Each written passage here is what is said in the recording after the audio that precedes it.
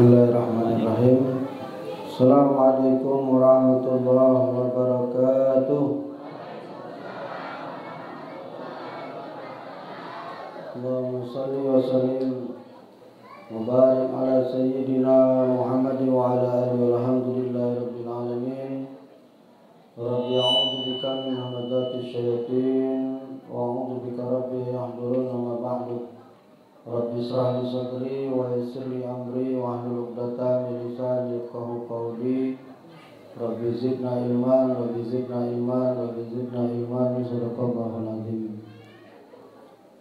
Mukarramul muhtaramun, yang saya hormati para orang tua, guru-guru, para pemuka agama, pemuka masyarakat, para alim, para ulama, para kiai, para habaib, para asatizah, para guru-guru mulia yang hadir, dan tentunya tanpa sedikit pun mengurangi rasa takzim dan hormat kami, namanya tidak bisa kami sebutkan satu persatu.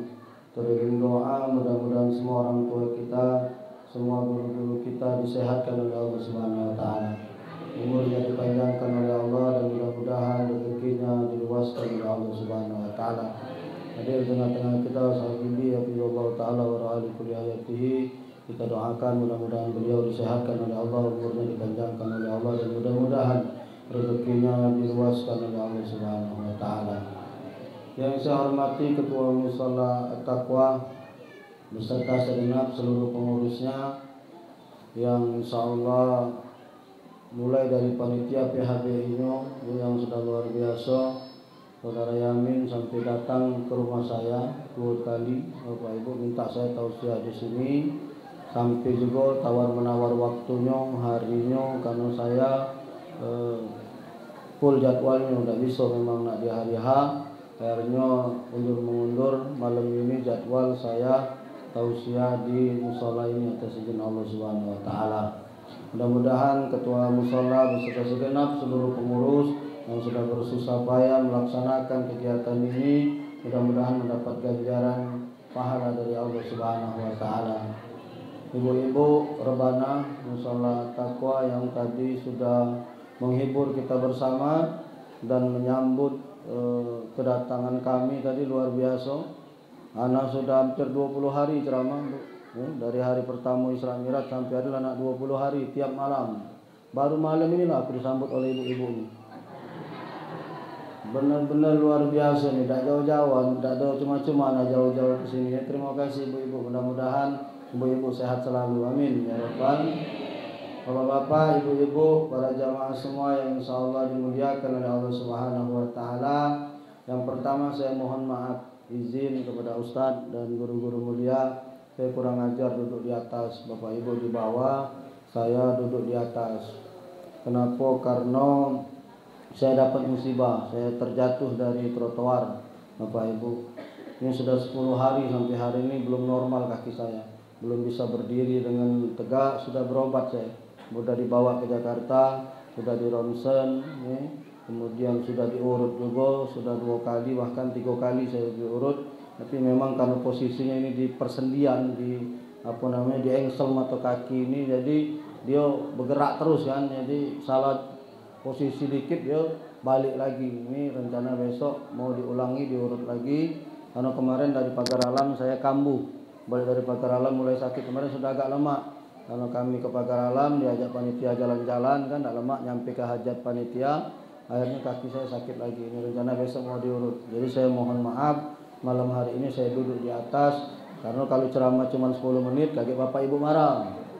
Nak ceramah lah, mau aku tak tahan kalau tegak ya. Jadi saya izin duduk di atas. Yang kedua, Pak Ketua Mushola, saya izin mohon maaf bawa mic dewek, bawa speaker dewek, karena aku tidak percaya lagi dengan masjid dan mushola sekarang.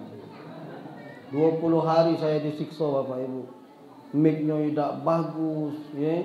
Saya sudah datang jauh-jauh, saya sudah meluangkan waktu capek-capek, Bapak Ibu sudah ngurungkan gawe, tidak dapat apa-apa. Saya dapat capek, ibu bapak tidak dapat apa-apa. Ngapa suaranya tidak jelas? Suaranya tidak masuk. Setiap saya ceramah saya selalu tanya, mic bagus, bagus gak lo jawabannya? Speaker bagus, bagus. Kapan aku ceramah hilang suaranya? Jadi anak ngomong sama ketua laskar kita mulai malam ini bawa sampai terakhir. Anak sampai tanggal 26, 40 hari anak ceramah tiap malam. Terbayang enggak Bapak? Yang malam baik, belum yang siang, belum yang pagi. Kalau mic-nya tidak bagus, rusak suara anak, habis Pak. Berjerit-jeritan, kamu tidak dapat ilmunya, suara aku habis. Lemaklah aku saruh dikit baik, aku bawa nian kami punya mic, ya. Yo, kami punya speaker, kami bawa nian karena masjid musola Pak jarang mikir ke masalah sound system ini. Ya, padahal sound system ini hal yang paling penting dalam setiap masjid dan musola. Kami beli Pak bermodal, ini mic 12 juta harganya yang dipegang ini Pak. Memang dibeli ini untuk ceramah biar lemak maksud aku tuh. Kalau bayar maksud aku balik, kamu beli dewek maksud aku tuh. Ya aja nak tinggal ke sini, bawa keliling ini Pak. Kemana aku ceramah mic speaker ini dibawa Pak. Komandan Laskar beli habis duit 70 juta beli speaker ini Pak. Dibawa keliling kemana-mana. Kenapa? Karena saya capek, dia kesian dengan saya.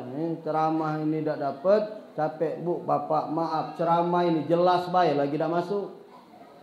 Ceramah ini sudah jelas baik lagi tidak masuk di kuping wong, apa lagi tidak jelas. Habis selesai, habis waktu baik. Makanya saya mohon maaf Pak Ketua Musola, bukan saya tidak percaya, saya bawa mic dewek, saya bawa speaker dewek karena saya belajar dari pengalaman 20 hari ceramah kemarin. Saya tidak ketemu. Kemarin malam 2 hari yang lalu yang saya lebih cugak lagi. Tanya sama Laskar ini. Jemaahnya hampir 800 wong mengkali. Dia pakai tenda 10 unit, dia buntang ini pengajian Raudatul Jannah, Mic-nya tidak keluar.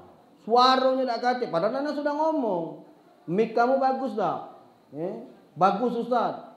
Speakernya bagus. Bagus Ustaz. Ya sudah aman. Kapan aku datang? Tidak katik suara. Woi cogak nian Pak. Seluruh jemaah yang hadir juga marah malam itu. Anak mengapa kau tidak ngomong kataku. Kami takut Ustaz. Tidak terbayar. Nak bayar salon Ustaz tu. Ujiku aku tidak nak minta bayar. Asal kamu ngomong ku bawa ke. Cuma kalau kamu nak mikir ke itu urusan kamu. Tapi kami tidak minta bayar. Yang penting kamu lemah, aku nyaman. Karena ceramah ini kalau tidak ada lemak di kuping kita, tidak lemak Ibu. Cak ini nak lemak tak kamu dengar? Bapak lemak tak kamu dengar? Nah, aku balik belilah ngomong dengan ketua musola. Kalau untuk musola tidak ada mahal Bu, paling 20 juta lah. Saya di majelis masang kemarin habis 15 juta. Selesai. Mic-nya beli mic yang 5 jutaan baik Pak Ketua. Sudah jadilah itulah, baguslah itu. Keroyokilah rombongan sini. Bayangkan kamu dipakai ajan, dipakai komat, dipakai ceramah, kamu dapat pahalanya. Aku pernah ceramah Pak, dinjuk mic, dikebet makin ini lah, apa namanya jemuran itu Pak. Ada kali kita nyepit jemuran itu kalau kita ibu jemur baju, kan ada jepitan jemuran mic-nya tuh dikebet makin jepitan jemuran itu. Uji ku mati ngantuk kalau pengurus ini.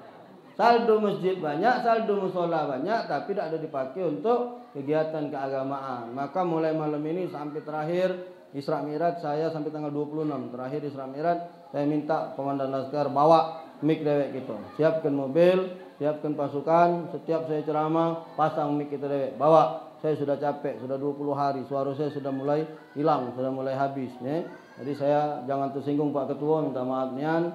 Ana bawa rombongan laskar dan juga membawa peralatan sendiri. Bapak Ibu yang dimuliakan oleh Allah, saat ini sudah berada di bulan Sa'ban Pak, 1443 Hijriah. Tidak mengurangi rasa hikmat kita dalam rangka memperingati Isra wal Mi'raj. Bulan Rajab, Sa'ban dan Ramadan ini bulan yang digandengkan oleh Rasulullah di dalam hadisnya. Wala Rasulullah sallallahu alaihi wasallam inna Rajab syahrullah wa Sa'bani syahri wa Ramadan syahrul ummati. Sesungguhnya Rajab ini bulannya Allah. Wa Sa'bani syahri dan bulan Sa'ban yang sekarang kita ada di dalamnya ini. Kata Rasul syahri bulan aku. Wa Ramadan dan bulan yang akan datang bulan depan syahrul ummati bulan umatku. Bukan tanpa kebetulan 3 bulan yang digandengkan Rasul dalam hadisnya ini masing-masing memiliki malam kemuliaan Bapak Ibu. Bulan Rajab yang kita peringati pada malam hari ini kita kenal dengan malam kemuliaan yaitu malam Lailatul Isra wal Subhanalladzi asra bi'abdihi lailam minal masjidil haram ilal masjidil aqsa. Satu perjalanan spiritual baginda Rasul di malam hari, beliau diperjalankan oleh Allah Subhanahu wa taala dari Masjidil Haram ke Masjidil Aqsa. Lalu di bulan Sa'ban ini apakah ada malam kemuliaan? Ada. Bulan Ramadan ada, Ustaz, sudah terkenal. Inna anzalnahu fi Lailatul Qadr. Wa ma adraka ma Lailatul Qadr? Lailatul Qadri khairum min alfi syahr. Di malam bulan Ramadan itu ada satu malam kemuliaan namanya malam Lailatul Qadar. Kalau Bapak Ibu ketemu dengan malam itu sama seperti ibadah alfi syahr, 1000 bulan, kurang lebih 83 tahun, Pak. Sementara di bulan Sa'ban yang sekarang kita ada di sini, adakah malam kemuliaannya, Ustaz? Ada. Malam apa namanya? Kita kenal dengan malam Lailatul Nisfi min Sa'ban atau malam nisfu Sa'ban. Apa ada dalil hadisnya malam nisfu Sa'ban, Ustaz? Ada. An Abi Hurairah radhiyallahu anhu qala Rasul sallallahu alaihi wasallam atani Jibril lailatul nisfi min Sa'ban. Faqala ya Muhammad faqum wa shalli warfa yadaka wa rusaka ila sama. Faqultu li Jibril ma hadhihi al-laila? Hadhihi al-lailatu yubtau fiha 300 babi min ar-rahmah. Liyaghfirullahu li jami'i ma la yusriku billahi syai'a ila man kana syahiran aw kahinan aw musyahinan aw mudmin hamar aw musyiran ala zina aw akili riba aw qati'ir rahim aw an-namam fa inna haula la yaghfiru hatta yatubu wa yatraku.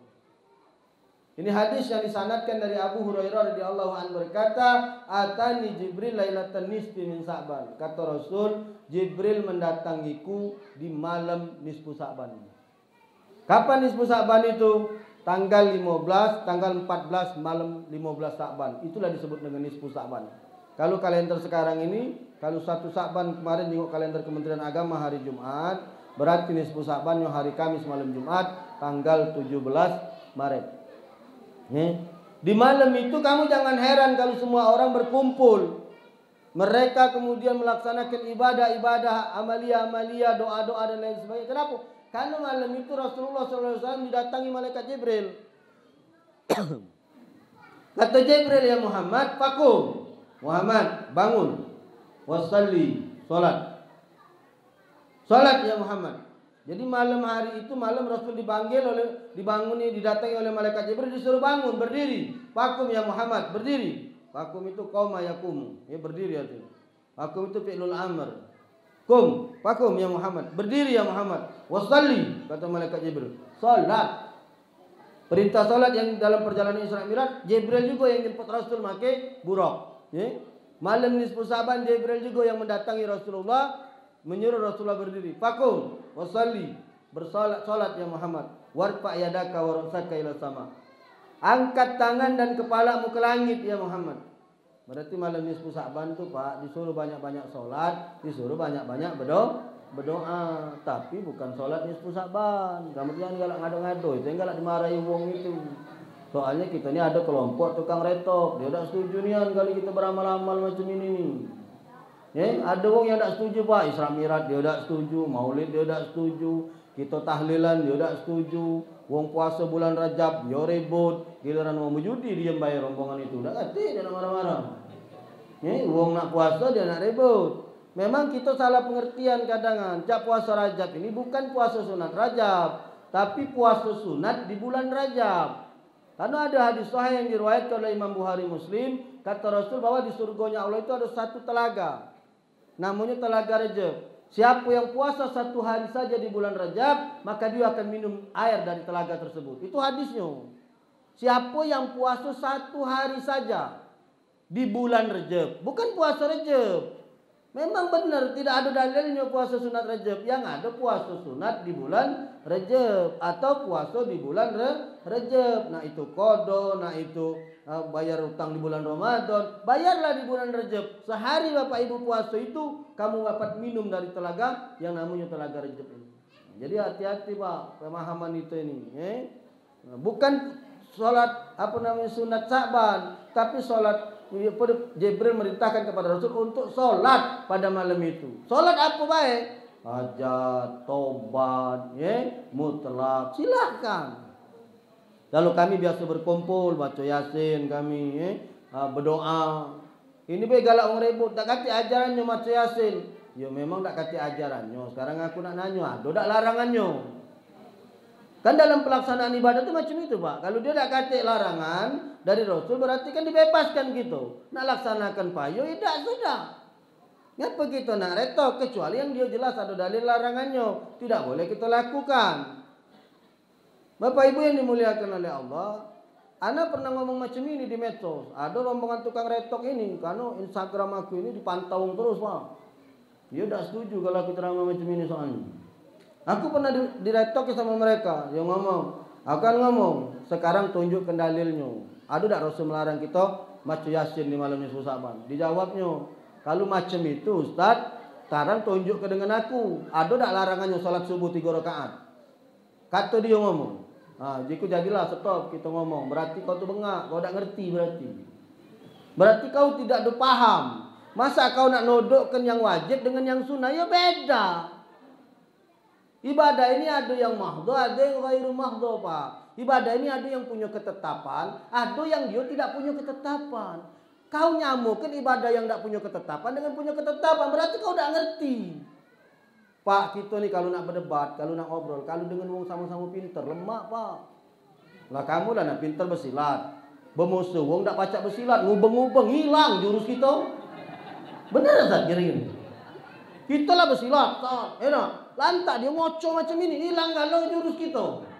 Percuma, baik kita belajar. Tapi kalau sama-sama pacak bersilat, dia ngocok, kita tangkis, dia nendang, kita tangkap, kan lemah, Pak.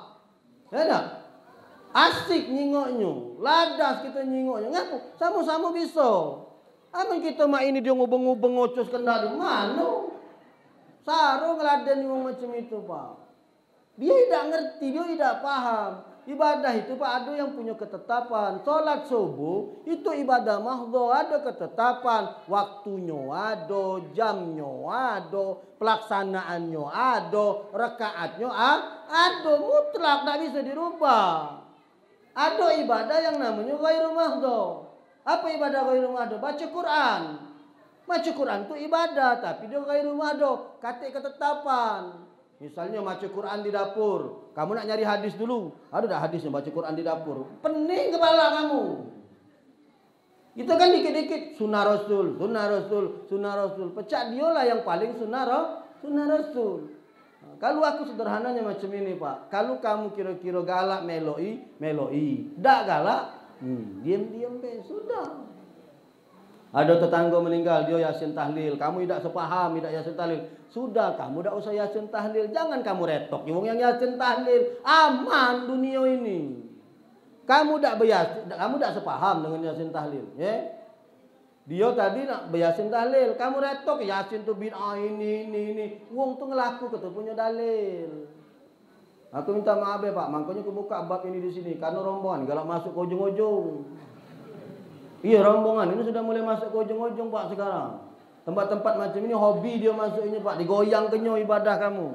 Diretok-retoknya. Kita selama ini beribadah macam itulah. Karena memang kita ni mohon maaf, Pak. Kadang beribadah ini memang tak tahu dalil. Tapi meloi wong tua kita. Meloi guru kita. Ditanya dalil. Memang kita tak acak nyawab kadang. Tapi ibadah kita tu benar. Sesuai dengan yang diajarkan oleh guru-guru kita.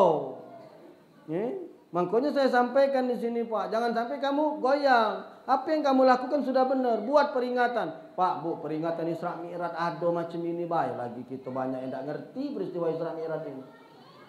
Isra Mi'rajnya dia ada ke Maulid Nabi. Maulid Nabi, Bu. Dia ada ke setiap tahun. Berani iris kuping aku, Pak. Kalau dia ada yang tak hafal kalau kamu di sini berapa anak Rasul, keturunan Rasul. Siapa bapak, kakek, boyut-boyutnya lagi. Tak banyak kita tak tahu, Pak. Anak Rasul ada berapa? Ada tak yang tahu? Kalau kalian kamu ada tahu di sini di ujung sini. Ada berapa anak Rasul? Ada yang tahu?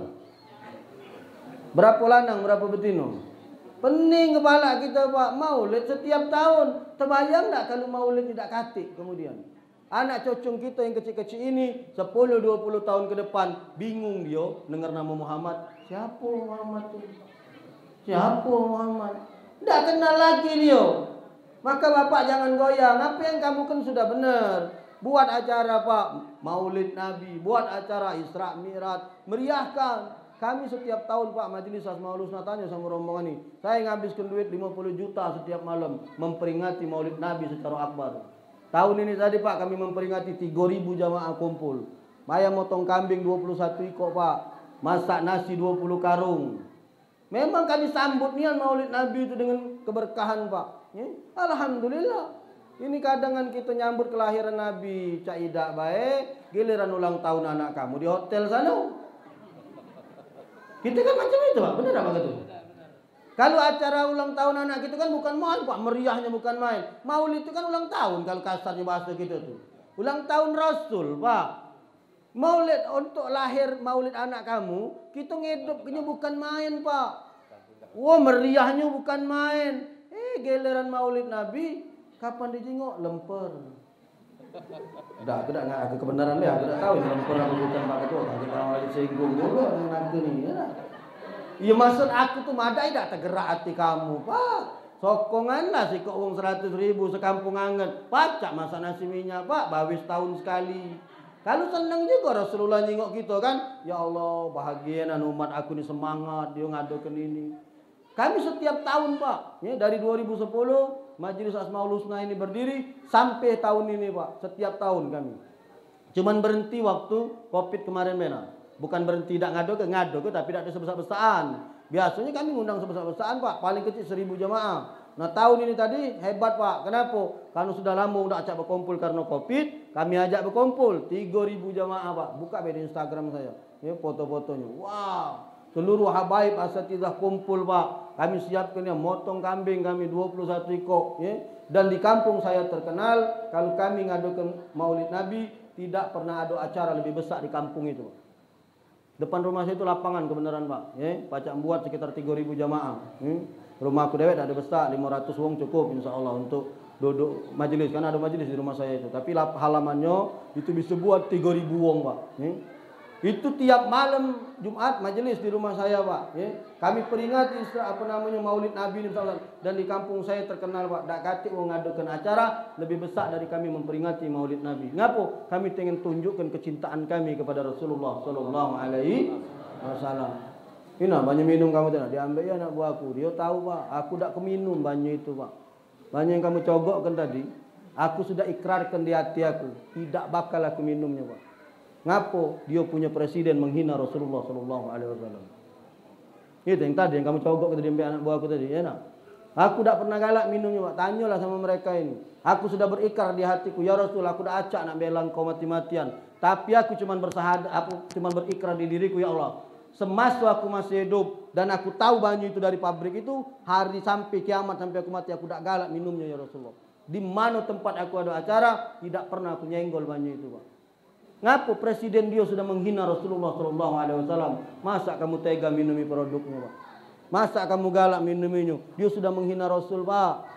Ada lagi yang galak bikin kita nak sedih ngado ke acara Maulid minumannya itu. Aduh.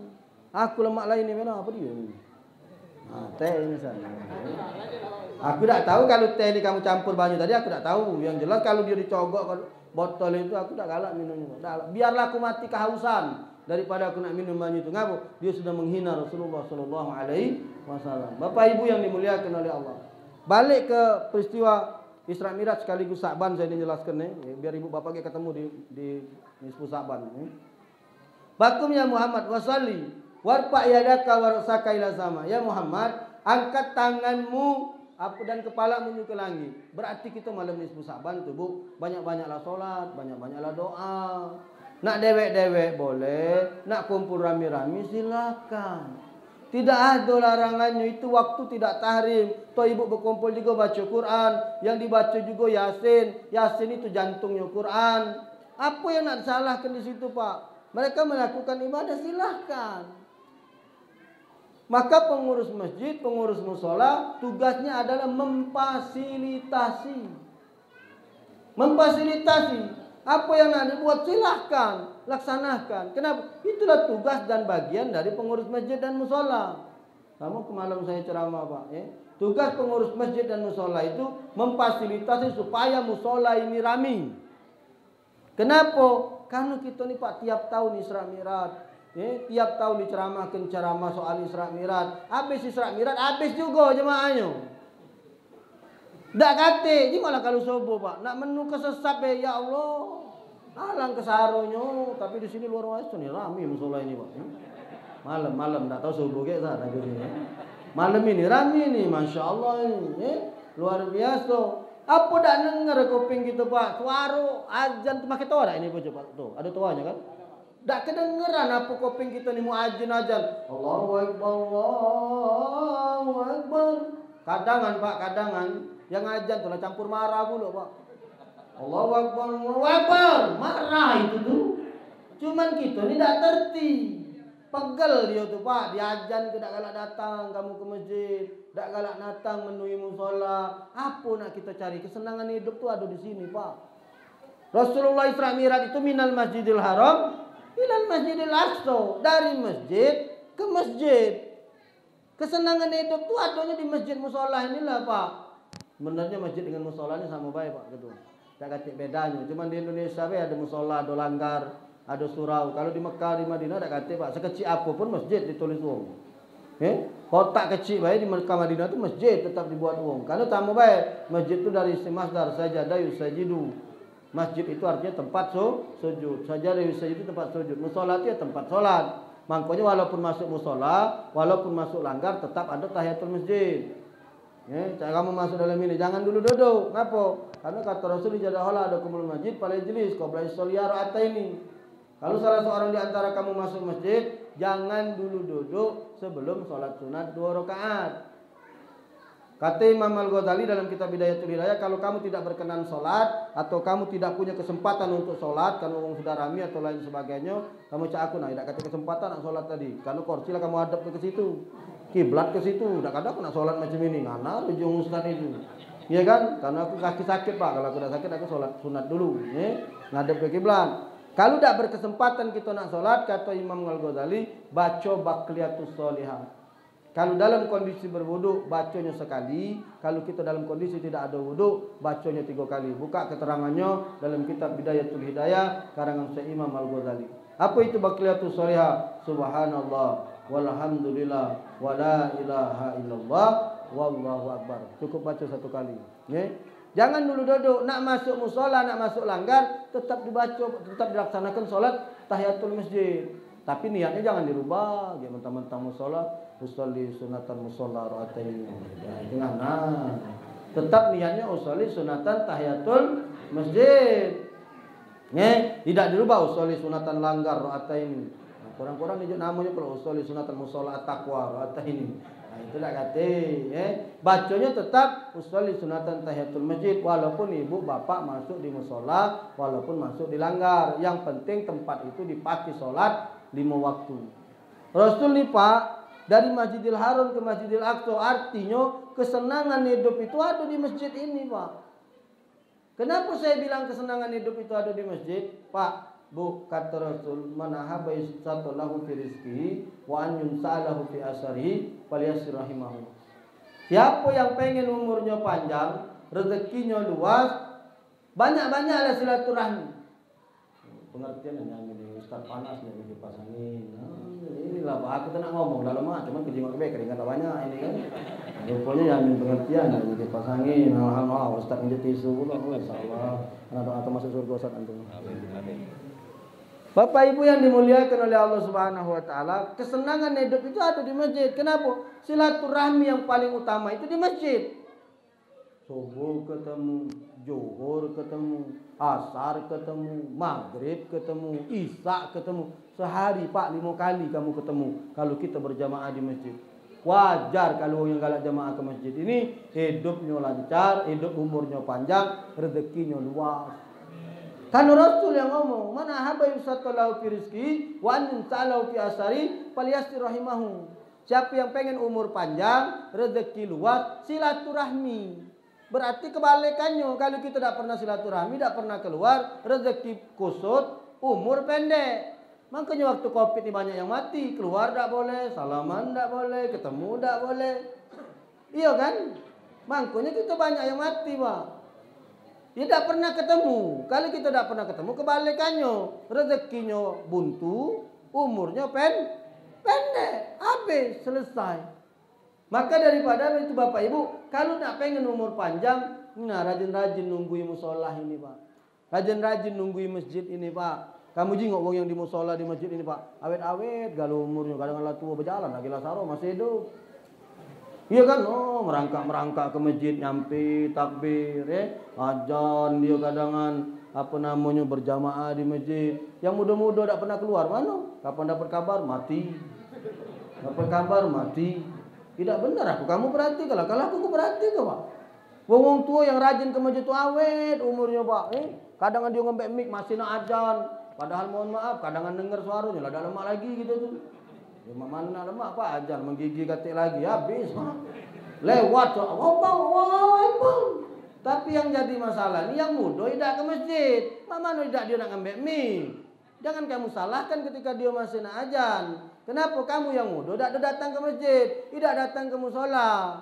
Makanya pemuda-pemuda ini, nah ini saudara Yamin, ini kawan anak kuliah Pak Yamin ini kamu kami dulu di kuliah, ya ada sejarah lah kami yang tidak nak kebuka ke sini, tidak lemah gitu, ya makanya kami saling megang kartu as, jadi makanya dia minta aku ceramah, tidak baca tidak, kunjuk ceramah, dia ada macam-macam juga, ada dia juga min, kartu as min, Bapak Ibu yang dimuliakan oleh Allah.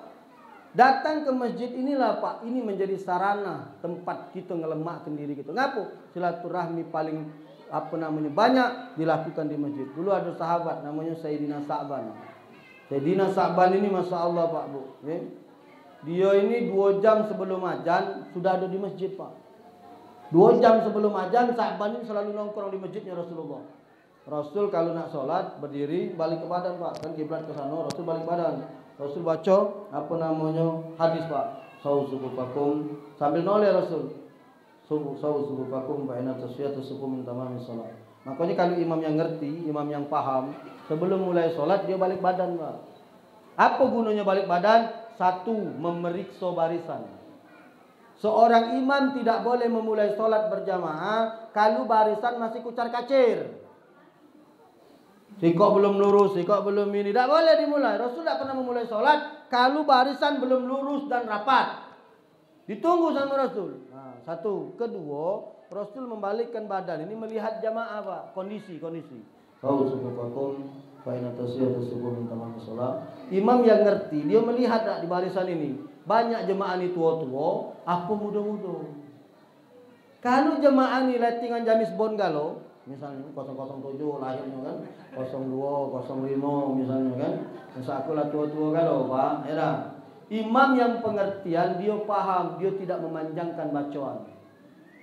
Ini kadangan imam tak mengerti dengan kondisi jamaah. Jemaah lah tua kalau yang ada rematik lah, yang ada encok lah, yang ada sakit pinggang lah, yang ada sakit dengkul lah. Dia ngimam maca Al-Baqarah. Dia ngimam maca Yasin. Oi bingsal Pak jamaah.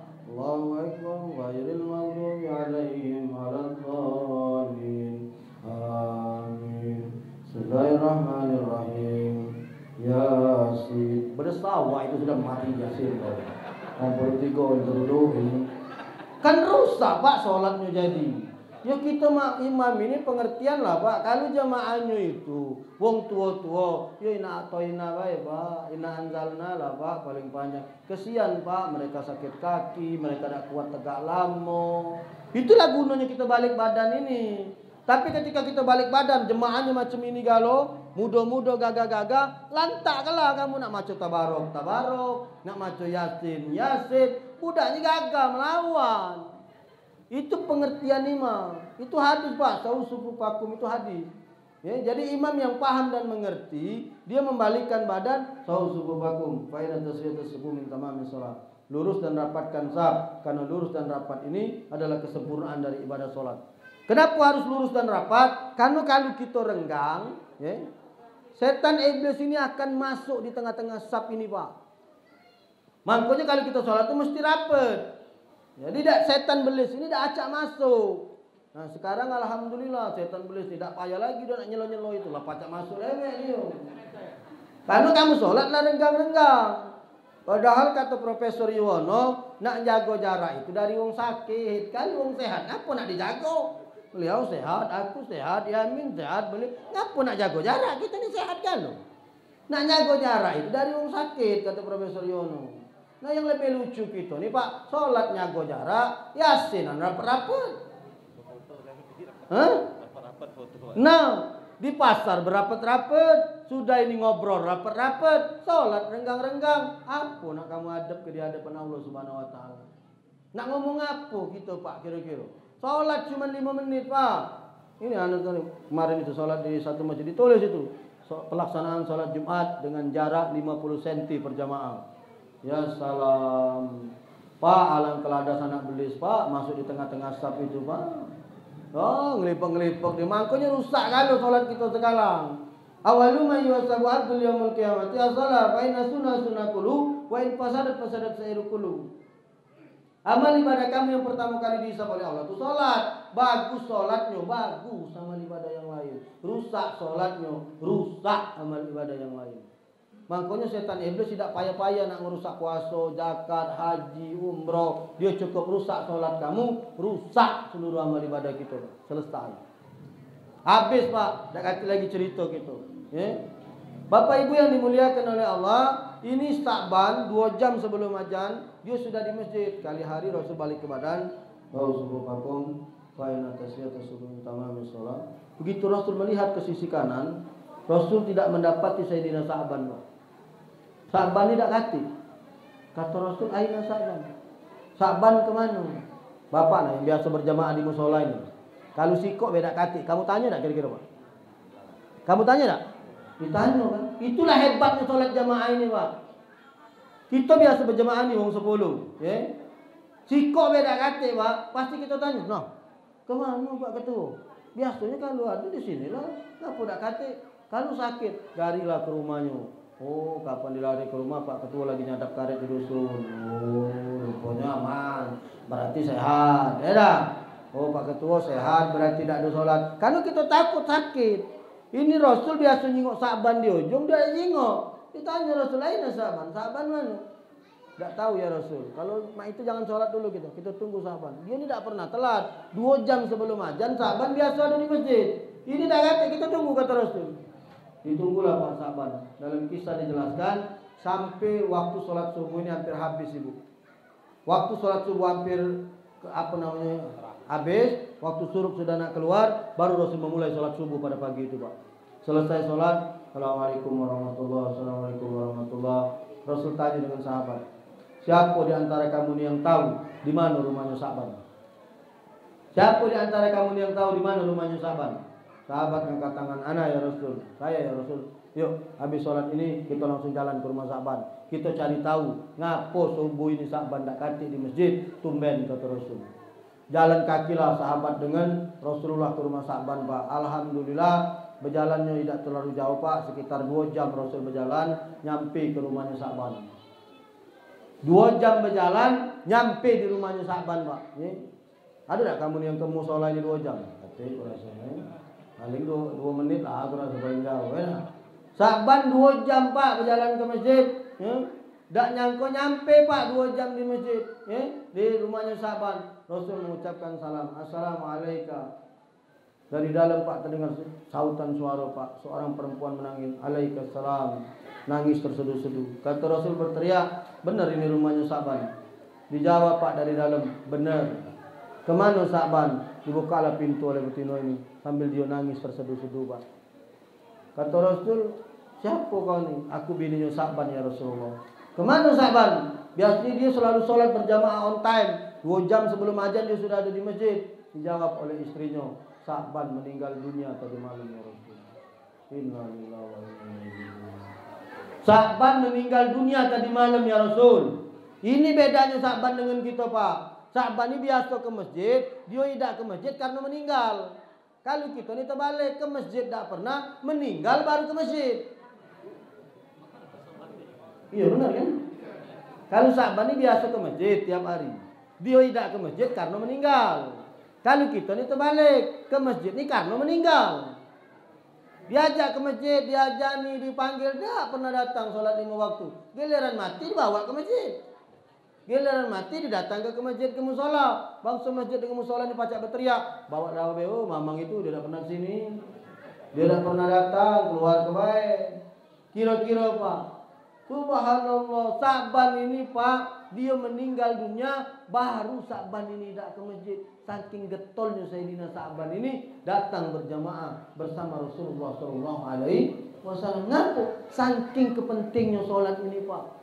Dulu Sayyidina Ali bin Abi Thalib bertugas melurus dan merapatkan sapa. Kalau tidak lurus ditebas Pak, pantatnya itu oleh Sayyidina Ali. Meluruskannya pakai pedang.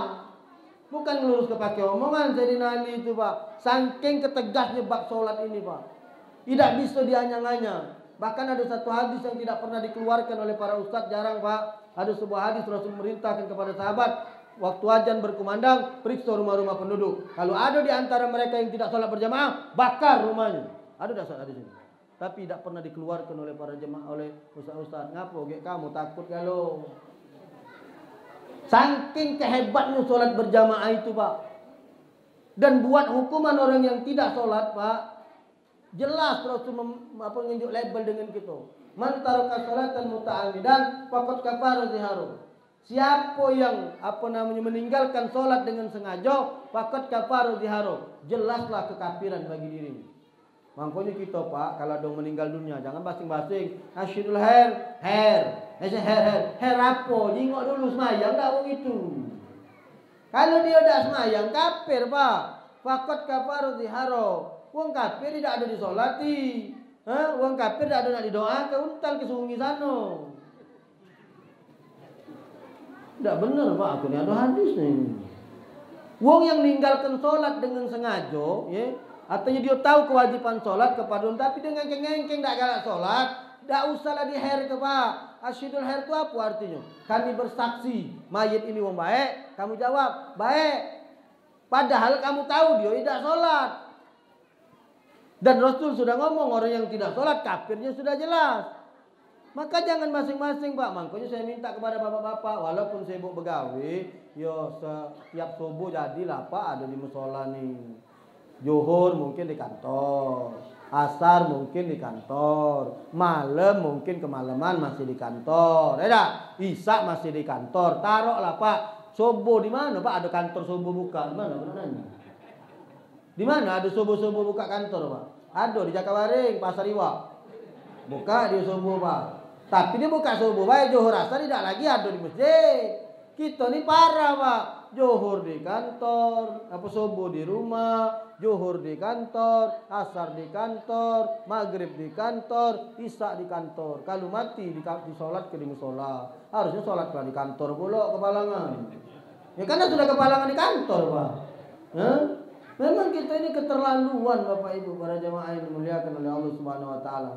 Maka pelaksanaan sholat ini Pak yang diperintahkan kepada Rasul dengan peristiwa Isra wal Mi'raj, naik Rasul ke Sidratul Muntaha ini bukan main Pak, perintah yang sangat-sangat penting yang diberikan oleh Allah kepada Rasulullah untuk kita laksanakan. Kita bersyukur Pak, sholatnya cuma 5 waktu. Kalau Nabi Musa tidak ngomong 50 waktu kita nih sholat. Karena waktu Rasul naik ke pucuk, turun di langit ketujuh, ketemu Nabi Allah Ibrahim. Nabi Ibrahim nanya, ya Muhammad, apa yang dipardukan kepada engkau dan umatmu? Kata Rasul, aku dengan umat aku disuruh sholat 50 waktu. Diam Nabi Allah Ibrahim. Turun Rasulullah ke langit ke-6, ada Nabi Musa alaihissalam. Kata Nabi Musa, ya Muhammad, apa yang dipardukan kepada engkau dan umatmu? Kata Rasulullah, aku dan umatku wahai Musa disuruh Allah sholat 50 waktu sehari semalam. Geleng Nabi Musa, ya Muhammad, mintalah kau pengurangan. Tak sanggup umat kau 50 waktu. Terbukti Pak, tak usah 50 waktu. 5 waktu biar masih keleweran gitu. 5 waktu biar lagi sahro nak menuju ke musola masjid nih Pak. Iya kan? Sahro nak ngerapatkan luruskan saf supaya Jumat ini penuh, jarang Pak. Palinglah kita ini penuh musola ini 2 kali dalam setahun. Salat Idul Fitri. Nah, rapal galau kan. Aku pernah ceramah ya mengko di pelajar juga Ustaz ngapo kalau ceramah di Ustaz singgung sedikit bab salat jemaah iku ngapo Ustaz di kampung kami ndak kate anggalah ke mushola ini Ustaz setahun cuma 2 kali mereka ni ke mushola kapan niku Idul Adha, Idul Fitri dengan Idul Adha Ustaz. Jadilah masih ada yang sholat walaupun setahun 2 kali. Bukan sholat Ustaz. Jadi kalau Idul Fitri dia ke masjid minta beras zakat, kalau Idul Adha minta kupon daging. Mati nanti. Lah parah berarti subhanallah itu. Aku kira 2 tahun setahun 2 kali itu sholat Pak, sholat Idul Fitri dengan Idul Adha. Bukan rupanya minta kupon zakat beras dengan kupon daging. Ya salam. Kalau kita tidak tahu Pak bahwa kesenangan hidup ini ada di masjid dan musola ini Pak. Wahmur ahlaka bisolat wastabir alaiha la nasaluka rizqan nahnu narzuquka wal aqibatul taqwa. Perintahkan kepada ahlimu untuk melaksanakan sholat. La nasaluka rizqan. Tidak usah nanya rezeki, tidak usah nanya duit. Nahnu narzuquka. Kami yang ngenju. Pak dulu Bu, saya masih pesantren, masih belajar di pesantren.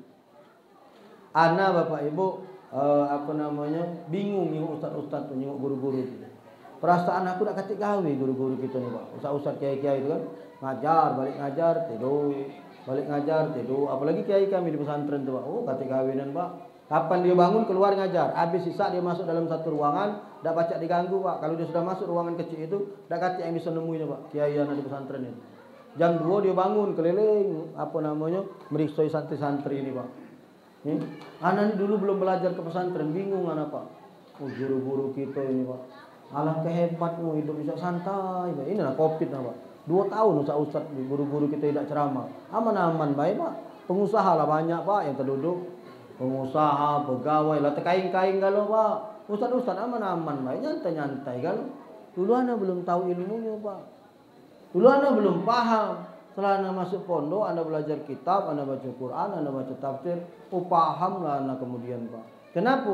Wa may yattaqillaha yaj'al lahu makhraja wa yarzuqhu min haitsu la yahtasib. Siapa yang bertakwa kepadaku, kata Allah, yaj'al lahu makhraja. Aku unjuk dia jalan keluar dari setiap masalahnya. Wa yarzuqhu min haitsu la yahtasib. Aku unjuk dia rezeki dari jalan yang tidak diduga-duga. Sekarang Pak, aku nak nanya Pak, kira-kira menurut kamu, kalau kita ada masalah, tunjuk jalan keluar. Buntu tunjuk duit. Ada lagi tak masalah kira-kira? Ada masalah tunjuk jalan keluar. Buntu tunjuk duit. Kurang lemah apa hidup ini Pak? Itulah yang dilakukan guru-guru kita. Ngajar, pengen mobil ada. Pengen rumah ada. Pengen motor ada. Iya kan? Pengen HP ada. Dulu anak tak terpikir Pak, dari mana jalan? Oh, ternyata mereka ini bertakwa kepada Allah Subhanahu wa taala. Kerjanya hanya ibadah. Wa ma khalaqtul jinna wal insa illa liya'budu. Tidaklah aku menciptakan jin dengan manusia ini kecuali untuk menyembah aku. Wajar kalau kemudian hidup mereka lemah. Kenapa? Mereka mendatangi Allah. Belum dipanggil mereka sudah datang. Tugas mereka adalah berdakwah. Maka wajar kalau kemudian mereka hidupnya juga diurusi oleh Allah Subhanahu. Pak, kira-kira nih, bukan nyamukkan zat Allah dengan kita supaya mudah kamu memahaminya. Bapak pimpinan atau bos di salah satu kantor. Ada anak buah, dia pengertiannya dengan kamu Pak. Belum kamu panggil, diolah datang. Apa menjadi keperluan dan kebutuhan kamu dinjuk ke nyo. Apa ini disiap ke nyo. Kira-kira Pak, senang tak kita dengan dia Pak? Senang tak kita dengan dia Ibu? Senang. Begitu dia ada masalah, misalnya bininya melahir kira-kira Bapak Ibu bantu tak dia? Bantu. Dia buntu misalnya kata duit, Bapak Ibu unjuk duit tak? Unjuk duit. Dia punya masalah, kamu selesai ke tak masalahnya? Selesai ke. Ngapo? Karena kita senang dengan dia. Kamu terbayang tak Bapak Ibu, kalau yang senang dengan kita ni Allah. Habis Pak nyantai hidupnya. Yang senang dengan kita ni Allah. Siapa Allah ini? Lahu mulku samawati wal ard. Yang punya langit, yang punya bumi. Wa ma bainahuma. Apa yang ada di antara keduanya. Maka jangan heran kalau sudah Allah senang dengan kita, maka insya Allah hidup kita pun bakal disenangkan oleh Allah Subhanahu wa ta'ala. Terima kasih atas segala perhatian. Mohon maaf atas segala kekurangan. Karena kalau ceramah ini harus menjadi ceramah pengertian. Kalau snack sudah mentu itu kode bahwa berhentilah ceramah. Jadi macam itu. Kamu cak aku kalau aku ceramah hikmah pernikahan saat wong lah sudah ngeluar ke nasi, berhenti kita ceramah, jangan menigo. Iya wong lah pening lari ngam dengar gitu tuh. Lama pula dingin pula nasi ini ya. Nah, kira-kira kan ini kan sudah ada makanan, kotak sudah keluar. Walaupun kamu lah dapat, aku belum dapat, kotak tidak tahu apa nilai isinya ini. Kalau mudah-mudahan manfaat. Ada salah pada ada salah kami minta maaf, kepada Allah kami minta ampun. Insyaallah mudah-mudahan kita akan ketemu di lain waktu, walaupun tidak secara langsung. Bapak Ibu bisa follow ke Instagram kami, bisa follow di YouTube saya. Nanti video ini akan kembali di-share sama saudara Fadil di YouTube saya, Kemas Muhammad Ali. Jadi kalau Bapak Ibu lupa apa yang kuceramahkan ini atau pengen dengar lagi apa yang sudah saya sampaikan, silahkan buka di YouTube saya nanti, Kemas Muhammad Ali. Kaget lah cak 2-3 hari karena dia giliran Pak, yang ceramah saya tadi malam baru diupload dulu, kaget yang ini baru nyusul diupload terus. Pokoknya pasti dinaikkan sama Fadil ini di akun YouTube saya atau buka di Instagram saya, Kemas Muhammad Ali. Insyaallah mudah-mudahan manfaat. Ada salah saya minta maaf, pada Allah minta ampun. Walakum minkum. Wassalamualaikum warahmatullahi wabarakatuh.